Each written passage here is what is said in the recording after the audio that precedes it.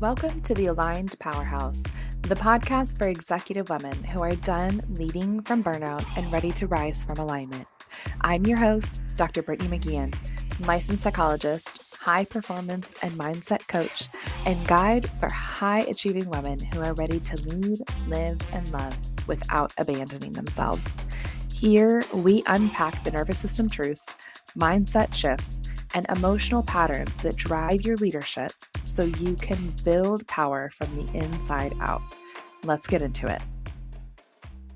Okay. Hello. Guys, I'm so excited. We're going to see how much of this we even get through. I'm like, how do I even start at the beginning? I am sitting down today with someone who is just near and dear to my heart, personally, professionally, all of the things. Azia Whitted. Is that how you pronounce your last name?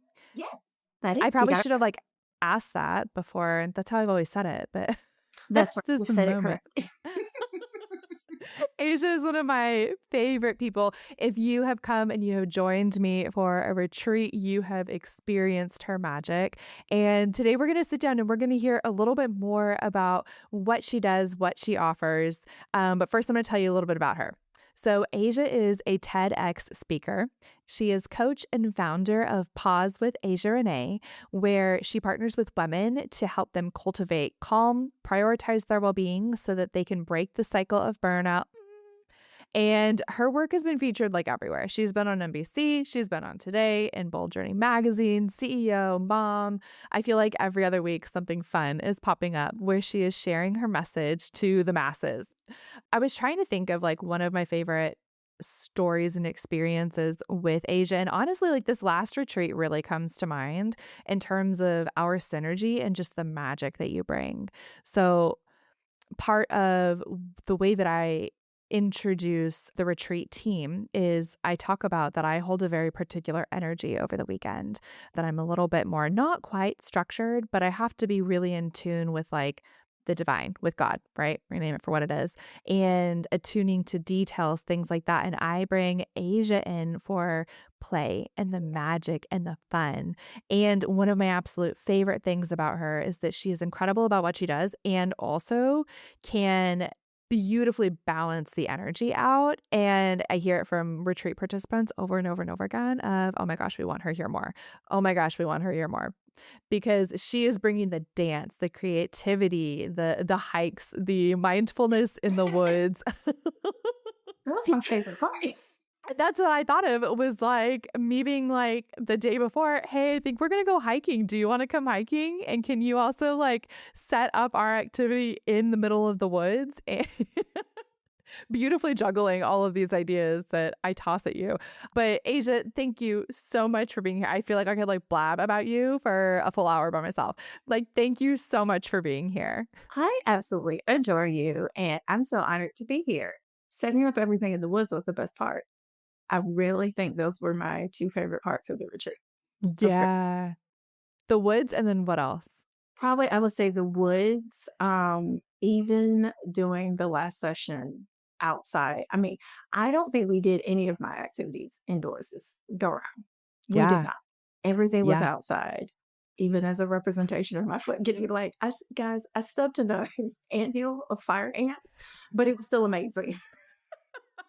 Like, I'm fine.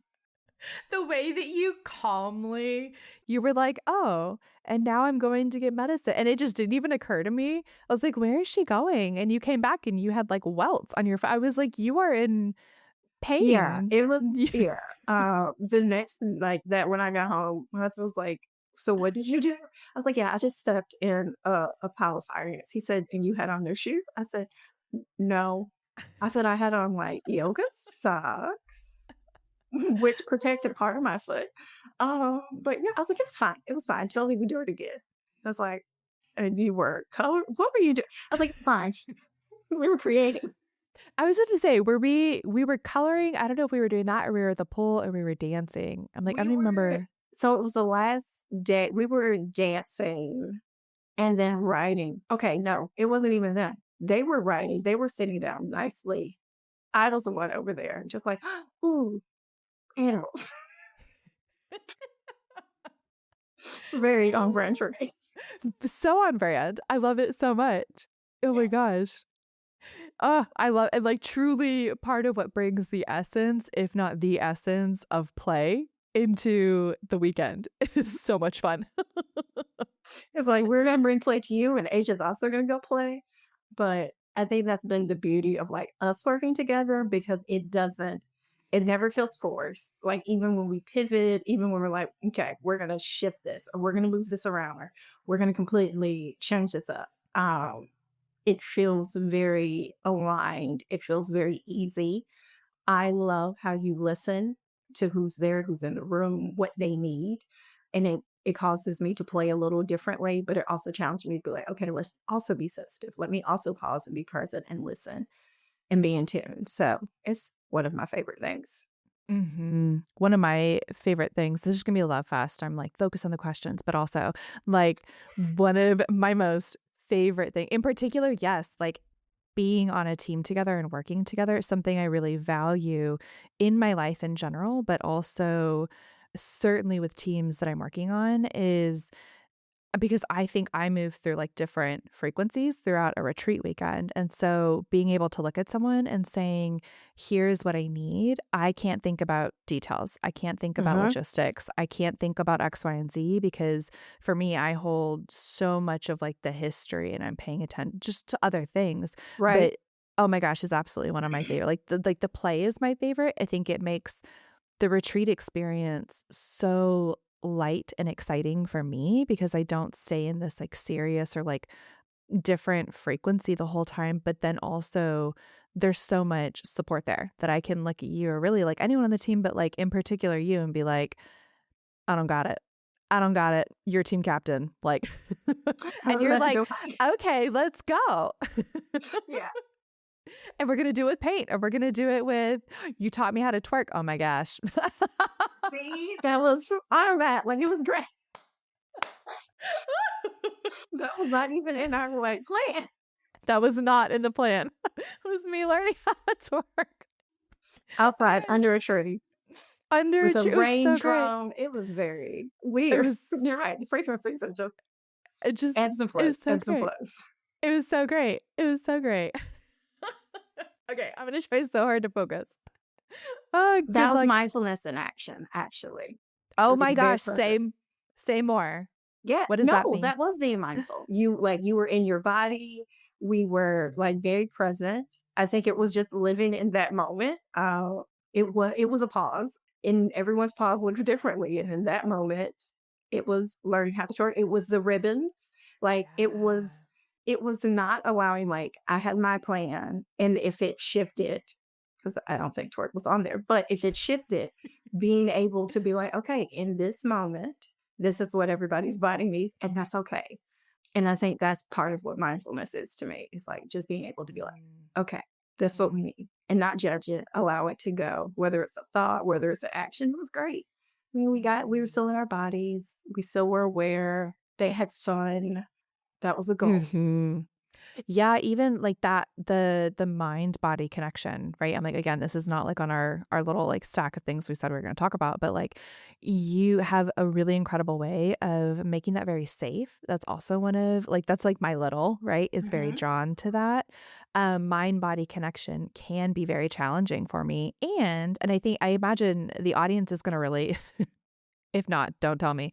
But I'm like, I imagine I'm thinking of other like anyone who labels themselves as like high performing, high achieving, all these Yeah. things. I don't like doing things that I'm not good at. Oh my God, I was just having this conversation. That is so vulnerable and scary. So to then apply that with connection to your body, but so life changing when you were like, oh, your hips are doing this and not like scoot them this way. I was like, I didn't even know they did that. Like, wow. But I think it's part of just being told, like, especially if you're in leadership, if you're running a business, like you have so much weight and responsibility, even as a mom, you have so much weight and responsibility on you. And there's that fear of like, what is this going to look like? Am I allowed to do this? Do I have permission to play? And as we get older, I think we lose that permission to play. For me, I had the privilege because I've always taught kids. And I think that's what my little in me is so drawn to kids because it keeps my little like right here on the forefront, and it keeps play important. But when I play, like I rejuvenate. I come back to like who I am. I come back to me.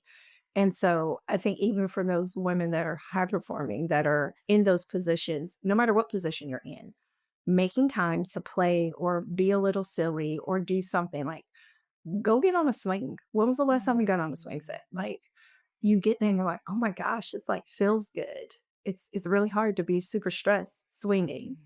You Mhm. can, but it's hard. You got to work for it. And Mhm. so I think that like connecting to our bodies, because so often we're going and we're like, I've got to do this. I'm very much a planner. I'm very much like, this is what has to happen today.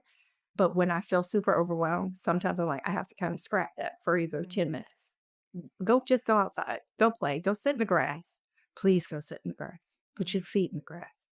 Just get into the grass. Like all those things we forget are so important that we loved when we were younger and little, and it allows us to release. And then we can go back to Mhm. being bosses. It doesn't change. It doesn't change that. I think sometimes we need that permission to do it and know it's Mhm. okay. No judgment, no matter how it looks, no matter how it feels. Because if we worry about really what does that feel like, it feels really good and it's needed. Mhm. Okay, so I wanna zoom in here to help like, I'm like, "Tell me more," right? Because a lot of times what I hear from women is when I tell them, "Go play," we really have to dissect and get so specific. Like, a Hmm. lot of times what I hear is, I don't know how," and I think about specifically the spontaneity, right? So similar to what literally just happened at the beginning of this episode, me being like, "Let's talk about this." But talk to me more about that. What does that look like? Why do we struggle with that? Like, how do you bring more of that into day to day? I think we struggle with it is because we're told we're not supposed to.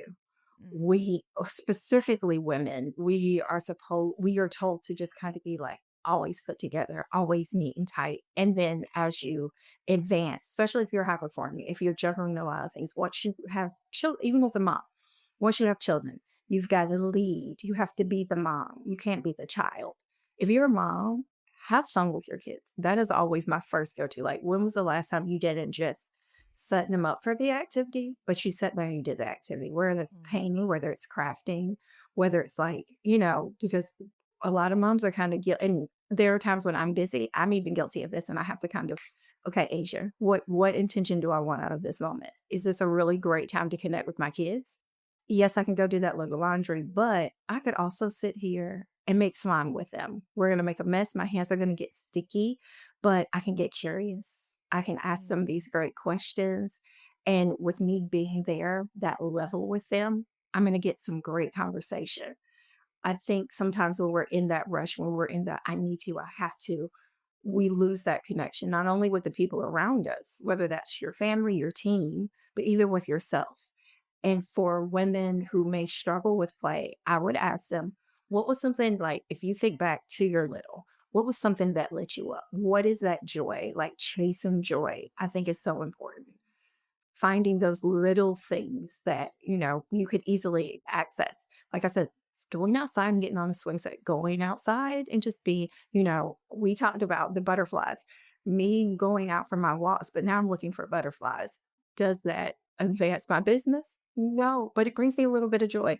And I think for high achievers, that's really what we need. We need that little pause. That's why I created what I did, because I was going so fast with different things like building a business and working and children. And I was just go, go, go. And I never took time to just slow down. I'm not going to stop. I like to be busy, but I need that moment to just take a moment, whether that's checking, whether that's breathing, whether that's going outside, whether that's reading a book. My house looks different every day, every season, but truly knowing how to be present and learning how to access play. Like I'm a reader, love Brene Brown's The Gifts of Imperfection. And she talks about wholehearted living.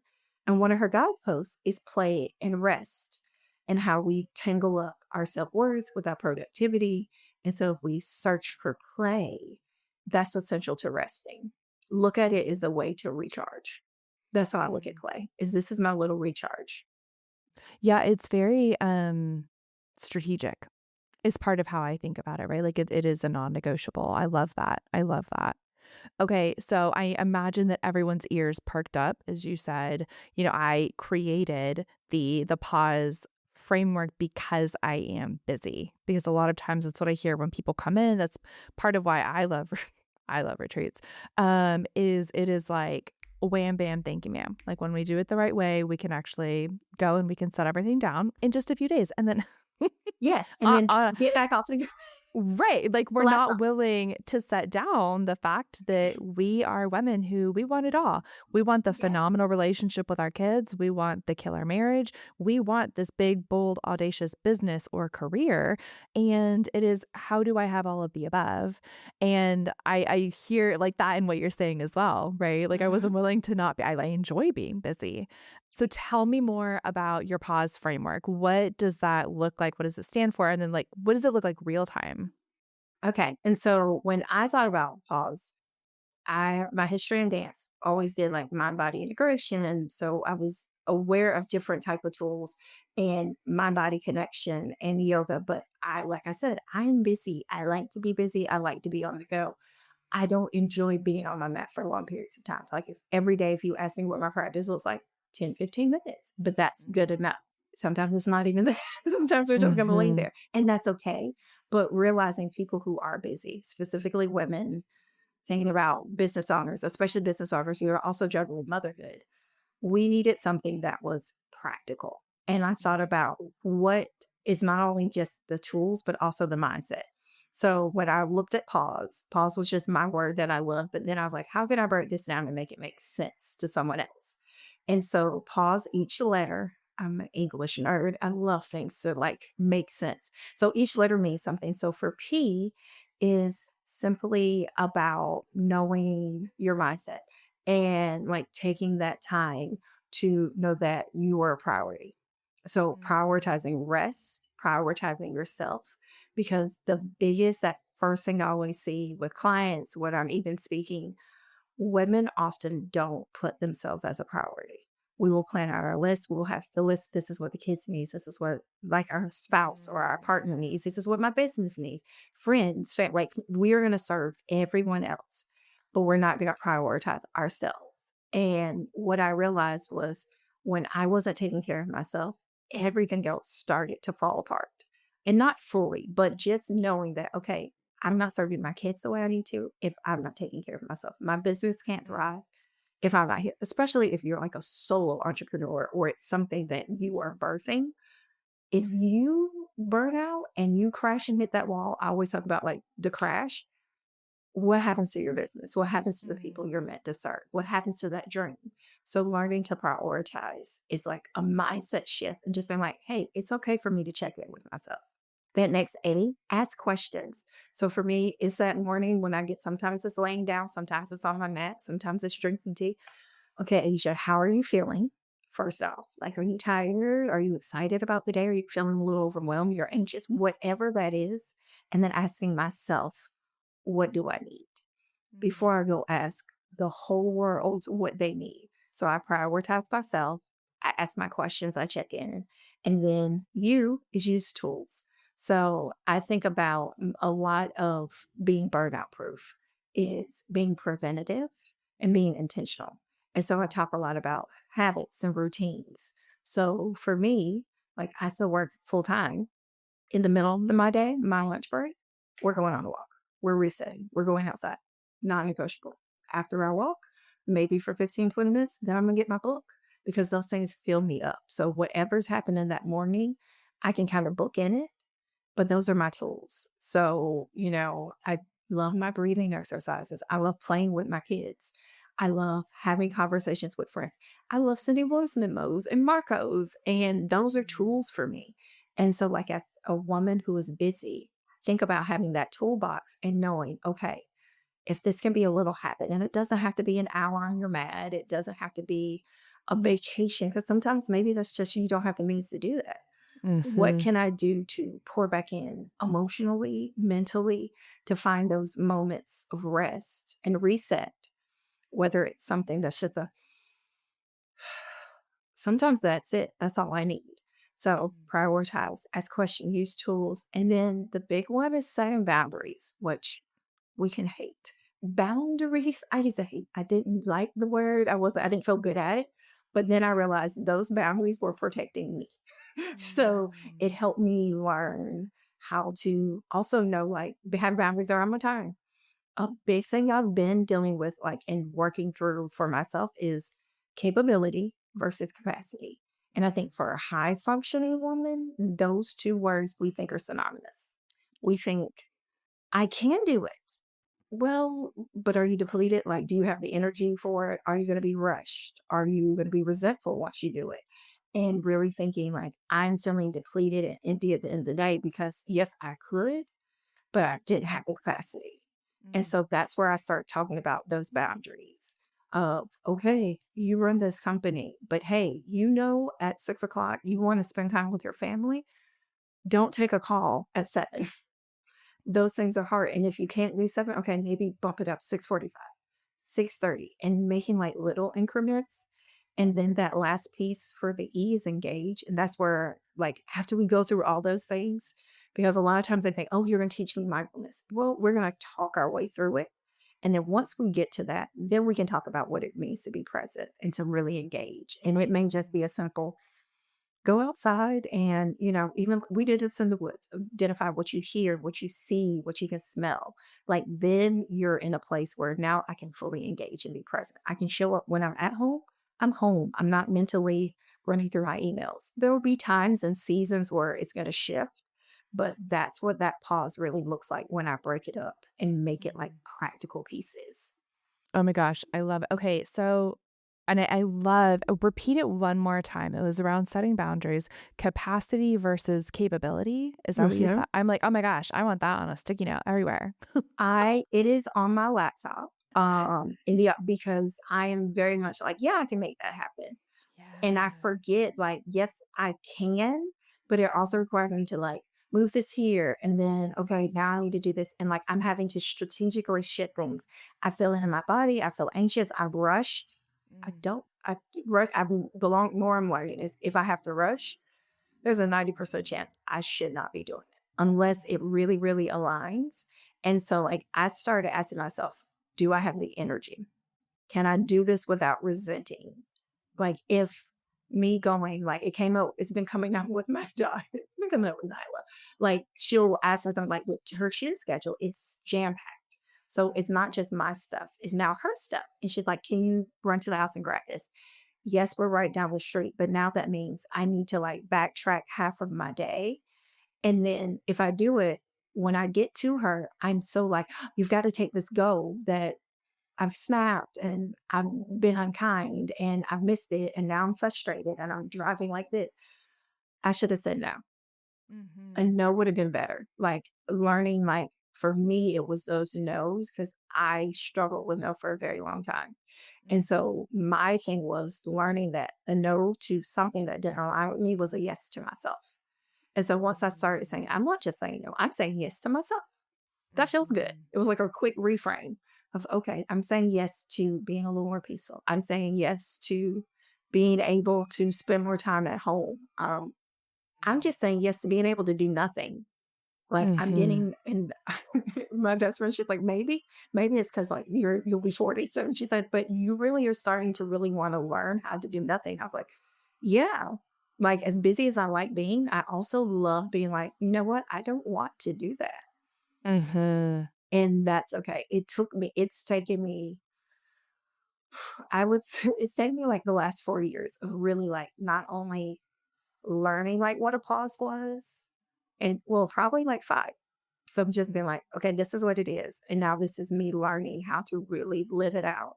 And the more I learn about how it really works in real time in different seasons, I feel like I'm able to share it more with other women because I'm like, okay, yeah, that's probably not going to work. You're going to do this, but then you're going to crash into the wall and you're going to burn and you're going to deplete it. And then who benefits from that? Yeah, it makes me think about a lot of times what I will because I talk with when I talk with clients or when I'm chatting with like my community online, what I hear is, but I feel good, but I feel good, but I feel good. And so a lot of times what I'll say is, okay, if you have a pattern of go, go, go, and then crash, and then go, Mhm. go, go, go, and crash, like you actually don't have to live like that. That part's a choice. And that is a Yeah. flag of like, hey, your system is being run into the ground. Yeah. And I think the more we get aware, like, of knowing, okay, because your body's sending you signals. We're just Yeah. choosing to ignore them. When I first would like share, like when I share, especially if it's all women, I'll use it like a car. Like okay, you're green, you're in yellow, you're in red. We often rest when we're like completely depleted. Mm, But I want you to get to like when you start getting to this halfway point, how do I get myself a little bit here mm, before I completely like crash out and burn? Because I was guilty of crash out and burn. Go, go, go, go, go. And then like I would have that day where I was just extremely irritable and just or in the day and I was just like, I don't know if I'm coming or going. mhm, And knowing like, oh, okay. Now I'll feel it. I'll feel it in my body. I'll feel it in my moods. And I'm like, okay, yeah, we're almost, and I'll even say it. I talk to myself and I talk to myself a lot and out loud. So it's like, okay, Asia, girl, you're at capacity. We're getting there. Like, we're going to pump the brakes. We got to pull it back. And so, whether that means, hey, we need alone time, we really need to go outside, like for an extended period, go for a hike. Like, outside really has been one of my, like, okay, go, just go sit outside. But knowing like, okay, I feel it. But not letting myself get there. And it's not going to be perfect. There's still days where I will like when busy season and I'm like, okay, I just got to get through Friday. Okay. But then I know that Saturday I got to protect it because I got to refuel because that next week starts again. You've got to learn, especially as you're getting older, as you're growing, your business can't survive that way. Think about it. If you completely, like, if you were like, okay, we're going to spend all the money till we're at zero, and then we're going to pour it back in, and then we're going to spend all of it again. Like, no one would tell you that was financially smart. We would not do that, but we do it to our bodies mhm, mhm. daily. Okay, so talk to me about signs, right? We are a KPI loving Mhm. audience. And so I'm curious about the deliverables, the measurables, like of signs that are like, hey, you are in chronic burnout. You are like, we're in yellow, we're flirting with red. But then I'm also curious on the other end of it, because I can like hear clients are gonna want to know, how do I know if it worked? Right. How do I get Okay. Yes. 100? Yes. And I'm always really, and because it's going to be the exhaustion, and always I'll talk to, and part of the reason why when we talk about like burnout, and I'm really, because I feel like it's also a buzzword. And so before I even say, okay, like, yeah, you're going to be tired because there are days I'm tired. My schedule's crazy. But when I say that word, giving them that clear, direct, like that clear scientific, this means we have unmanaged chronic stress and being able to walk through those symptoms of these are the symptoms you're going to start to see. But also, when you don't treat it in your body, showing them what it can look like if it goes untreated. For women, a lot of times that also comes up in our physical bodies with disease and autoimmune disorders. So trying to get you before you hit there. So walking them through that and also showing them that our brains, as we're going through this, like restructuring our brains, sending other neural pathways, creating new habits, how that's going to restructure our brain. And then when I think about knowing if it worked, I like I like numbers. I don't really like numbers, but I like numbers in this. So one thing I do with clients is before we ever talk, before we ever do things, and that's something they'll have access to, we do like a little questionnaire. Let's rate it. Here are some symptoms that are very common when you're in that chronic state of burnout and stress and it's unmanaged. Here are her symptoms. Let's number it. Let's give you a number. Let's work through these things. And then in a month, 2 months, 3 months, depending on however long we're working, let's go through this again. And now let's see the number because often what they're finding is okay, you may say, for example, feeling unfulfilled at work or something that you really love doing, where that often every day I'm just done. I could walk away because what I see with women is they'll just walk away. I'm completely done. For us, it's a lot of all or nothing. So I'm not going to do it halfway. I'm just done. And like, they can't fully explain it. And I'm like, yeah, you were just burned out. you, we need to rework some things. You needed to like drink your water, get some exercise. I feel attacked, Asia. Well, no, I can be the same way. I'm very much all or nothing. I am gung ho, or I'm just like, I don't want to That's do it. 100% me. I'm just going to take a sip of my water. Continue. Look, Brittany, the only reason this came up is because remember, I had a great therapist who was like, so, yeah, let's talk about how you're operating on a daily basis. What do you mean? I do things for myself. No. Yay, therapist. We love you. You're so needed. God, you're so needed. Did not like it. Speaking of, my last therapist has been really working with me because she asked me the question because I was like, I have to do these things. She's like, so if your leg was broken, she said, usually this is my example, but you're a little like crazy. Your leg and your arm are broken. You can't. How does that feel? And I had a physical reaction. I was like, ooh, I don't like it. And she's like, yeah, you need to keep digging. And I was like, okay, I need to work on my thoughts a little more. But I asked them, and so I'm like, it's not going to turn. And when we're high achievers, because we like to fix things, we like things out of order, we like things to be quick. This is not a quick process because for most of us, this is a learned behavior. We've watched other women, we've watched other family members neglect their needs. For me, it was not even knowing they were neglecting, but like, my dad was a doer. He would go and do all the things. He still made time for me and my mom. Like, he did all the things, but he also rarely slept.